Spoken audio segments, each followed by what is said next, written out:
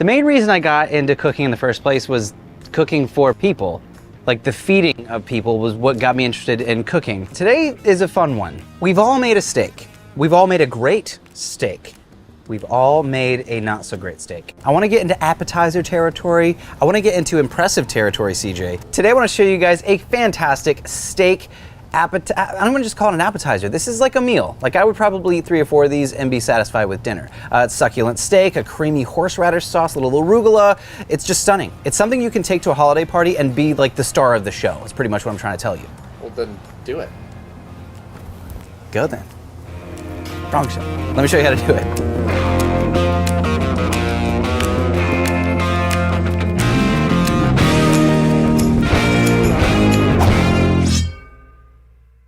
We're gonna start with one of my favorite ingredients, a gorgeous fatty ribeye. Now these are pretty thick and that's key for this dish because we want a nice medium rare at the end. So we're gonna hit these with a bit of olive oil and the Blackstone blackened. If you haven't seen this, it's full of flavor and that activated charcoal gives a stunning presentation. Now I've got my Blackstone set to stun, high heat. Make sure it's smoking before you put your steaks down. Add a bit of oil and throw those steaks down. We want that Maillard to happen as quickly as possible. That's the crust forming, so that we maintain a nice medium rare on the inside. While those are cooking, let's get to our sauce. This is very, very simple. A no cook, no mess, no fuss, everything in a bowl. We're gonna start with mayonnaise. Right over the top of that, some grated Parmesan cheese, a little bit of prepared horseradish, some lemon juice, boar's Zen. If you've never had it, it's easy. You just spoon it in there and it adds a ton of flavor. I'm also gonna add a bit of salt and pepper and some water. We want this not quite a drizzle, but we also don't want it to be as thick as mayonnaise. So use the water to get the consistency that you like. Once the steaks are finished, let's pull those bad gorgeous, oh, look at these things. CJ, Money, bro. Woo,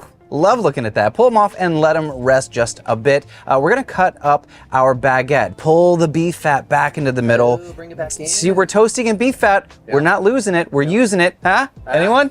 Toast that bread in the beef fat on both sides. Now you don't wanna take this to a cracker. You still want a little bite in the middle. So you want crispy outside, but still a soft inside. It'll be nicer for your guests later. Once you've thrown all of your bread on your Blackstone cutting board, these new ones are awesome, by the way. They work as a platter, serving platter, or a cutting board. Really, really nice. Let's add some arugula down to the bottom. Arugula is very peppery. Some would call it a savory green. It's got a lot more flavor than most lettuces, and it's really gonna add a new dynamic to this dish. The flavor is fantastic. Let's throw some of our steak over the top. You can do 2 pieces or 1 piece, depending on how big you cut your crostini.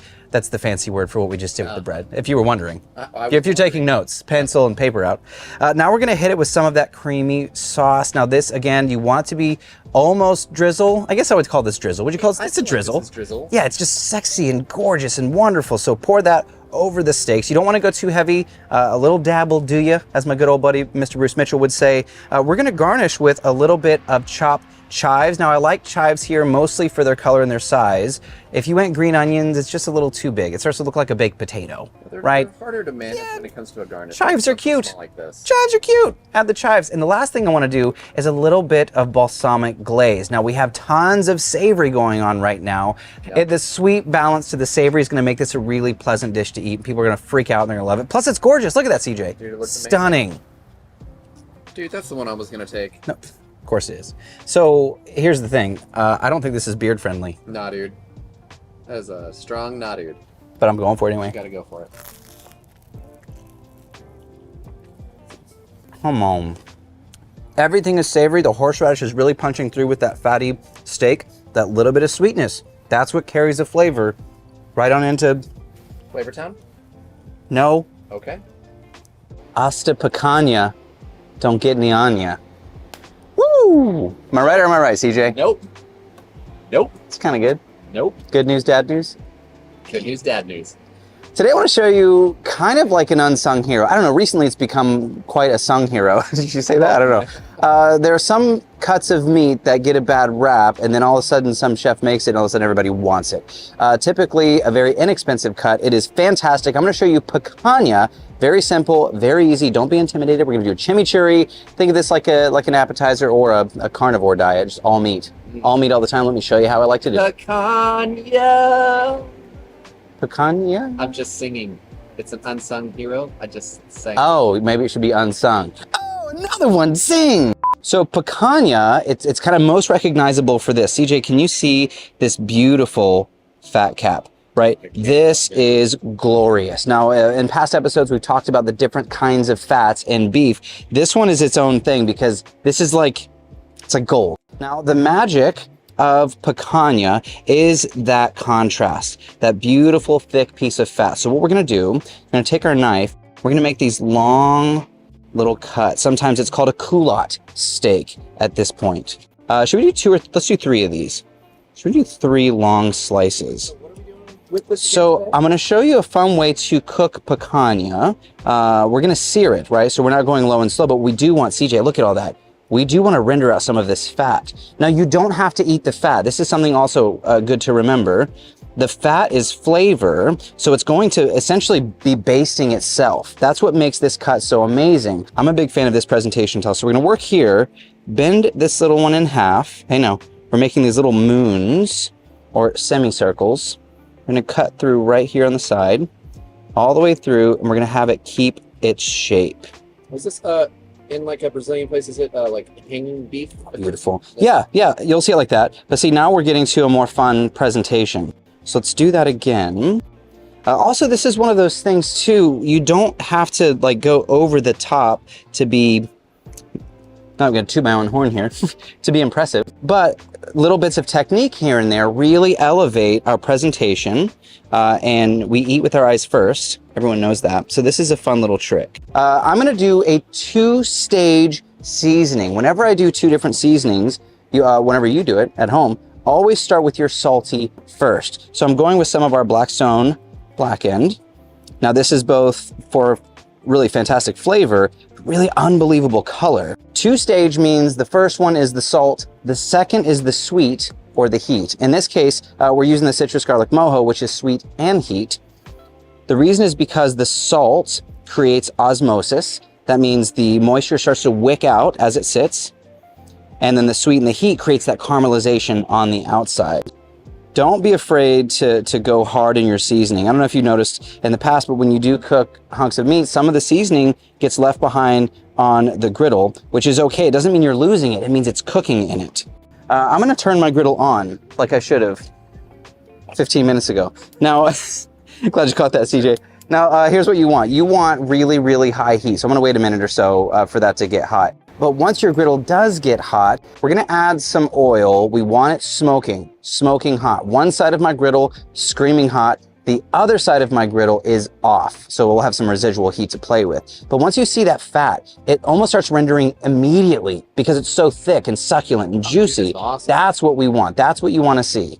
Now, while that's cooking, we've got a bit. Let's get to our chimichurri. 30% Italian parsley, 70% cilantro. Totally a personal preference. Chop it up nice and small. You could do this in a food processor, but it just has a much more lovely, elegant look when you do it on the cutting board. We're gonna do the same thing with some garlic, chopped up nice and tiny. Let's take some limes. I wanna zest them before I juice them. I also like to add a little heat, again, to your preference. If you don't like it, leave it. Red pepper flakes, just for me, it adds that extra little 1-2 punch. A bit of salt and pepper and a decent amount of olive oil. I do want to do one last little thing here. I've got some rye.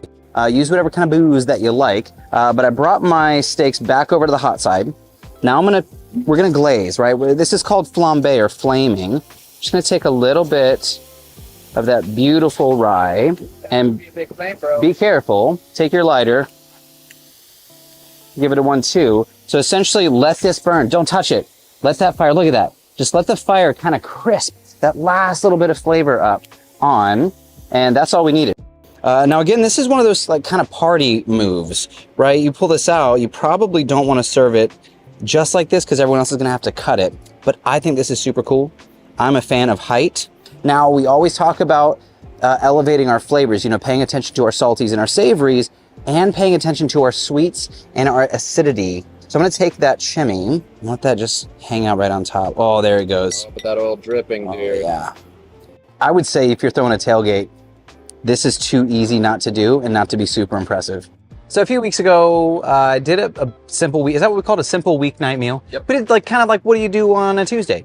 What do you do on a Wednesday? When you want extra stuff you got hanging around. You know, Few ingredients, you want it to be quick. Today I'm gonna show you a steak sandwich that is simple, not a lot going on, but a ton of flavor. Definitely perfect for an easy weeknight meal. I'm gonna start with tip number 1. You've heard me say this one before if you've been watching the show. Instead of a thin steak, get a thick steak. This is a very thick ribeye. I love the fat. Now I'm going 2-stage seasoning here. I'm gonna do steakhouse first. I'm also gonna go with some of the blackened. So this is, it's a really great steak seasoning, but it's the activated charcoal that gives it the color. We're gonna get that fantastic char, that Maillard reaction. Now my griddle is set to stun. It's smoking hot. That is what we want because we don't want this to be well done. We want this to be nice and beautiful. Medium rare if you really must. We're gonna cook that down pretty much in its own fat. Add a touch of oil if you want, but if your Blackstone is nice and seasoned, you're not gonna have any issues with this sticking. Now it's time to get the rest of it. Let's get to our sauce first. Just like the steak, not a lot of moving parts. I have 3 ingredients. 4, prepared horseradish, mayo, Worcestershire, and lemon juice. Love it. It's a great combo. It'll sing a song. Similar combo. Yeah. And it's money. Last thing I want to do is add a touch of seasoning. Good idea, dude. Hey, thanks. Hey, thanks, guy. Now, this is a really versatile sauce, no matter what kind of beef dish you're doing. This sauce is all kinds of money. What else will we do? I have an onion. Is it time to flip yet? No, it doesn't sound like it. Huh. Doesn't sound like it yet. Beef fat starts to make this sound. It says, I'm on the box. oh, dang it, wrong show. I've got a little bit of sweet onion. I'm going to do a little julienne here. Just a little slice, a little cut. Caramelized onions and beef, bro. See, you knew where I was going. Exactly. There is something magical about the aroma and flavor of sweet onions cooking in savory beef fat. I mean, it's hard to explain it. So I am going to flip, and hopefully we'll have some of this fat rendered out. Oh, and we do. Show me. New area. Oh, yeah. That's what we're talking about. This is why you want that heat setting all the way up, really, really hot, because we get this browning, this Maillard reaction, and that's going to be the star of the show. However, look at this. All of this fat. See all this? The co-star. Beef flat, you know, or beef fat. Let's throw our onions right down in that. Now, something else that happens with beef, the protein will leave behind, it'll stick a little bit, and that's called fond. And it's the caramelized proteins, which are loaded with flavor, are still down. Now, I don't typically do this because I heard CJ complaining about it the other day. Just a touch of water on my onions, not because I want to steam them. A little bit. You saw how little that was? Very little. Very little. Only because I want to bring up, watch, all this stuff from the steak. Those are little bits of seasoning, all the crunchy goodness that was sitting there. That's my seasoning. So I don't even need to season my onions. No oil. Nope. The seasoning and the fat from the steak. Beef fat and that leftover seasoning from the steak. All right. So now you know what we got to do, CJ? Chill. Nothing. I mean, I guess we could use a bread knife, cut up a couple of hoagies, make 2 sandwiches. Once that steak is exactly where we want it, we're going to pull it off and let it rest. Let's go ahead and slide our onions off to the slightly cooler side. And let's add our bread to start toasting. Now, once we've rested, here we are. You don't want to serve a giant steak. What we're going to do now is we're going to cut it up into smaller pieces. Again, don't do it first. If you wanted, you could stop right here and have steak bites. But you wouldn't want to cut up the steak really tiny to begin with, because then you're just going to have everything overcooked, and that's not bueno. It seems convenient, but you lose in the long run. 100%. This little bit is gorgeous, as is. So cut all of that up. We're going to pull the bread off, and let's make 2 little piles here. We're going to add our cheese to start melting over that beautiful, beautiful beef. Now it's time to build. Let's put some of our sauce, some arugula, some onions, some steak, my friends. Like, this is the part of the magic trick where people at home don't realize how simple everything was because they look at this finished thing like, oh my goodness, this is not a Tuesday evening. This is a restaurant. What am I, someone's restaurant in their backyard? Yep. I don't think I mentioned it. Not beard friendly. Oh yeah. Like, this is insane. Well, I mean, okay. I didn't say it was a clean Tuesday night. Yeah. I didn't say you might need a bath after. Oh. Good. But I mean, night. all the yeses. I'm gonna get down on this. Here we go.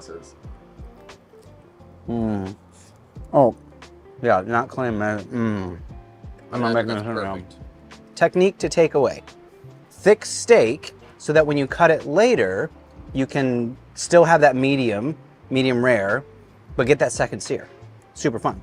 A lot of us have made steaks that we really, really love, and the technique doesn't really change, a little bit depending on the cut that you're cooking. Today, I want to focus on sauce game. You hear that, CJ? Sauce game. Sauce game is how you take it to the next level. I'm going to show you guys how to do a very simple but elegant red wine reduction sauce on our fillets. It's going to be fantastic. Some potatoes, some asparagus, all the things a growing boy needs. Yep. Go to CJ's show for those movie quotes. Let me show you guys how I like to do it. Today I have these gorgeous fillets, but I don't want to get to these just yet. I'm gonna get my potatoes going first. So I have some little yellow potatoes. I'm gonna cut these in half. If they're really big, you can cut them in quarters. So let's go ahead and get our griddle up to medium heat, add a bit of oil in all of those gorgeous potatoes. I'm gonna hit those with just some of our steak seasoning. The Chicago steak is fantastic. If you haven't had it, really large granules of fantastic seasoning. Give that a toss, put a dome over it to let those start cooking. Now let's get our sauce cruising. Now typically, I would make my steaks on the griddle top, but I'm gonna show you guys a really cool technique. We're gonna talk about fond, just like that. We're gonna get that to high heat. Now let's put some olive oil down. We wanna get this to smoke point. So just a touch of oil, high heat. We're gonna get to our steaks in just a minute. So what fond is, we'll talk about it more in a minute when you can actually see it. It's the caramelization of protein that sticks to the bottom of the pan that we reintroduce back into our sauce. I've seen it. I like it. Let's do it. Okay, before we get there, I'm gonna take some garlic. Let's go ahead and smash these. Do you do this, CJ? Sure.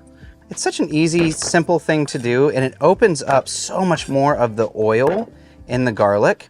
It gives us more garlic flavor, which is fantastic. Now, while that oil is coming up to temp, let's go ahead and season these gorgeous fillets. Now, I'm actually gonna do two-part seasoning. I'm gonna start with my Chicago steak. I'm also using our blackening. Can you see that one? This one is gonna give us a lot of flavor, but more importantly, a lot of color. There's some activated charcoal in there. Can you see it? Oh yeah. So cool. We want to sear these really, really high heat for two reasons. One, this is a thick steak, so we want a gorgeous crust on the outside, but we also want some of that protein to hang out in the pan. We want it to stick around in the pan.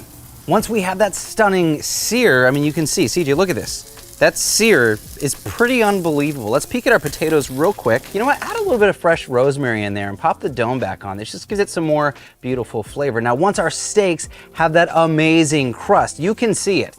You can absolutely see it. Now, we're very, very rare still. Let's take our dome off of our vegetables. These are looking really, really good. Let's scoot them toward the back. Let these keep cooking.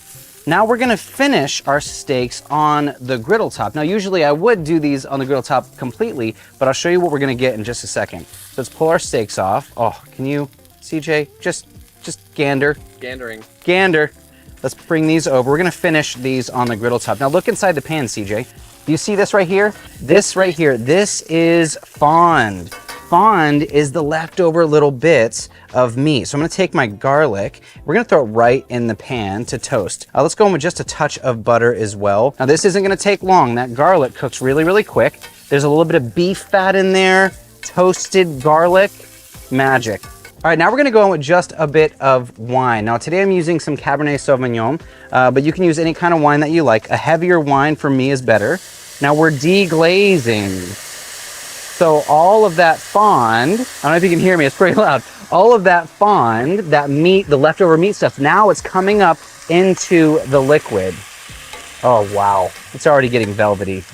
Beauty, beauty. We're also gonna add some beef stock. We're gonna do about equal parts, a little bit less beef stock than wine, a little bit more wine than beef stock. I'm also gonna add some peppercorns. Now these are whole peppercorns. That's really, really good. I'm also gonna do just a touch more of that steakhouse seasoning. Now turn your heat up to high and let this reduce. You want it to look almost like syrup, right before syrup. You want it to be a thick, beautiful sauce. Let's go ahead and slide our steaks off the heat.